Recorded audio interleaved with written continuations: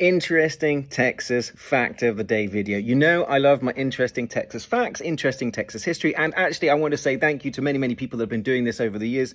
Do send me your recommendations via DM. Very often, you guys will send me great suggestions. I'll do the research, and then I love to tell people these stories. Now, this is a story I came across yesterday. A random interesting fact that from the 1990s until about 2004, that Texas held the record for the shortest flight in North America, the shortest commercial flight in North America, not the world, because I believe that's somewhere in the Outer Hebrides in Scotland or something like that. It's like a 2-mile flight. But for this period of time, from the 90s till 2004, Texas had the shortest commercial flight in North America. It was from Houston to Houston, which is, honestly, if you've ever been to Houston, makes perfect sense. It was from Ellington Field to George Bush International. It was a continental flight that went 24.28 miles in 13 minutes. If you've ever driven in Houston, that maths pretty well, because you can't go anywhere in 13 minutes on the road in Houston.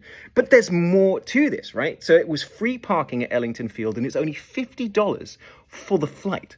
But if you transferred to another continental flight, the flight was free. And this is where, if you were an international traveler, it would make perfect sense, because why deal with the hassle of going to a major airport, paying $60 for parking, being in a gigantic queue at TSA, when you could just park for free, go to a tiny little airport, go straight through security, and then have a free flight, and then you're already in the departure area.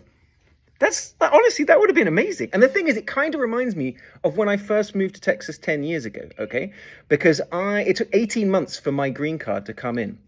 But for the last 9 months, I was already living in America, but I couldn't work, right? So I was living in Texas, and I was working in Singapore. Every 10 to 12 days, both I and my wife at separate times would commute 33 hours via plane to Singapore to work, sometimes just for 1 or 2 days because we were working on TV shows or doing live events.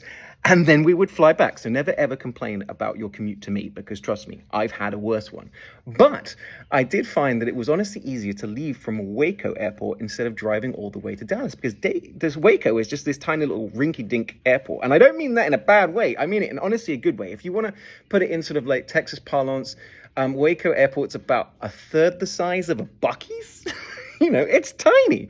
But the thing is, you could turn up 15 minutes before your flight left. It took 2 seconds to check in. You'd hand your bag over and you're checking. They'd basically just hand it to the TSA guy who would look through it. Security took about 2 minutes. And by the time you get to Dallas, you're already in the departure area. So everybody else is dealing with all this stress and hassle. And I'm just like cruising up on this teeny tiny little plane that's filled with rodeo cowboys and SpaceX engineers. But there you go. Interesting fact of the day. Houston to Houston used to be the shortest commercial flight in North America. That's random.